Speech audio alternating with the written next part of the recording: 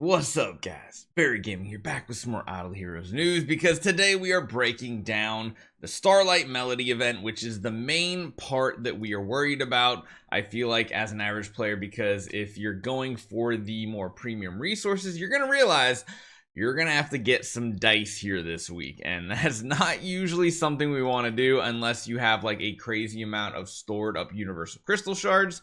Dice is pretty much going to be the only way to go, and it seems like you might need to spend on dice packs for like almost all of the Moonlight gift as well. So let's break this down. I'm going to show you guys how you get points in this and what most likely you would get as a free-to-play player.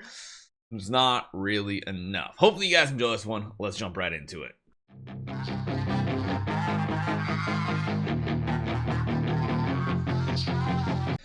Okay, so we have here the Starlight Gift going on, or sorry, Starlight Melody, mixing up a bunch of different terms together. So essentially this is how you get points. You're going to get 1 point in this for every Imp's Adventure dice you use. You're going to get 1 point for every 10 event currency you spend, and you're going to get 1 point for every 5 Soul Awakening, with a cap of basic points with no multipliers for Moonlight Gift of 1,500 points, which of course is this chest right here.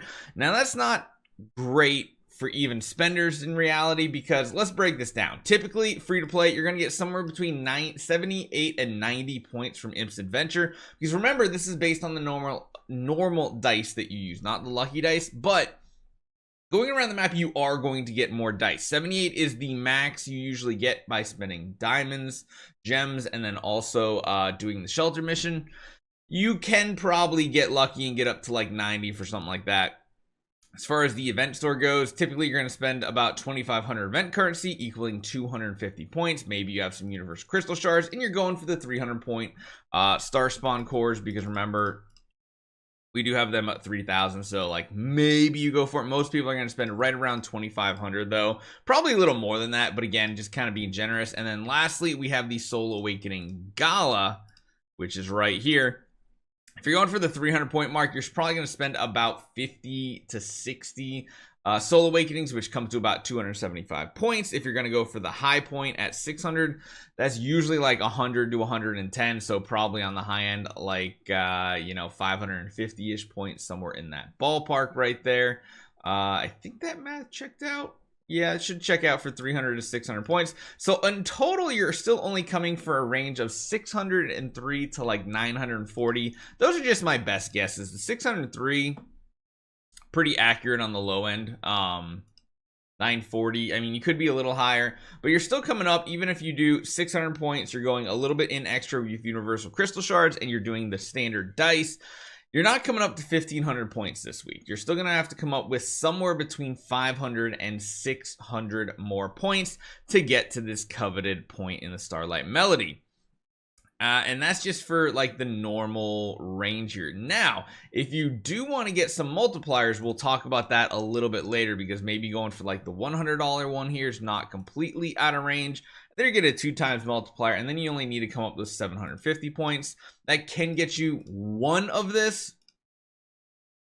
I don't know if that's worth it for spending $100, but I guess it really depends on if you need to spend something, because you could get one of these icons here, which again can get you Destiny transition materials, which is kind of a premium resource for the average player. I'm not even going to talk about this, because this is just pure like top 0.1% of players that have Nirvana 100. Most people still need these, or in reality, you still might need Core of Origins too, just to unlock this. So if you are a mid spender, because $100 is still a lot for a mobile game, let's be honest here. We kind of normalize what $100 is in one of these games. Is not that much, but for reality, it's a lot of money to spend on something like this. But if you are someone that's going to do it, still going for the Destiny transition materials isn't too bad, but you are going to have to go $100 in to at least get the 2 times multiplier, maybe even 200 to get there.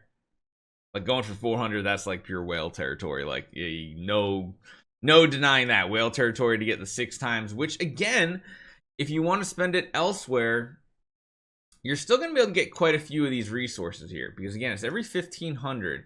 So if you get a 4 times multiplier, that's still getting 4 of these right here. Or if you're not even getting that far, you're getting a 6 times multiplier, but you're not going crazy all in.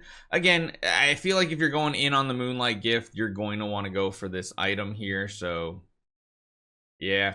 And then finally, if you are going to want to go for the big 1500 points, you are most likely going to have to spend on these packs right here, or a combination of like getting starry gem packs. So you could probably get like this pack twice for 200 bucks, and then buy this pack twice for 200 bucks, because even then that's still only what, 180, 306, that's still only like 360 additional points. So you're going to get some more campaign event loot out of that, but in reality I think you're gonna have to buy the $100 pack here 4 times this week, and that's the big letdown, because there's like, it's not, you're getting like no extra value out of this. You're not getting like treasure train tickets that they sometimes put in here, prophet orbs, heroic scrolls they sometimes chuck in here, or something like that. You're not getting any of that. You're just getting the dice, and you're getting the gems, which just feels a little bad. Granted, again, like I said, buying this pack twice and then buying these might be the better play than buying them straight up here.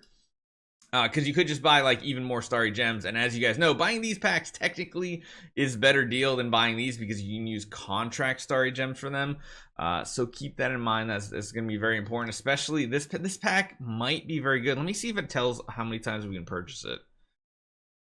2 times, yeah. So just like last time, so that gets you up to this point here. You still got to spend another 200 bucks somewhere on this event. But again, if you just buy out like all the contract starry gem packs, that might actually save you money in the long run. So keep that in mind. Usually on this, I think it's like you can buy this row 2 times and this row 2 times. So yeah, but again, the dice, it's going to be interesting, because remember, in this event here, you're getting both dice usage, and you're getting 50 more per section here, and that's 5 additional points in this event. So every dice uses 1, every tier you get is 5. It's going to be an interesting week breakdown, because again, if you're going in on this event, you're definitely going for the Destiny transition materials here. Soul Awakening Session is a bit of a letdown, and yeah, we do have the Starlight Melody is the big takeaway, so it's kind of an interesting one. So my ultimate hope is we get the Summer Melody returning with Prophet Orbs next month, because as you guys know, this type of event becomes a lot easier when it's like a Soul Awakening session and Prophet Orbs plus whatever else is attached to it, which I think is what, like, it's either like Skylab or something like that.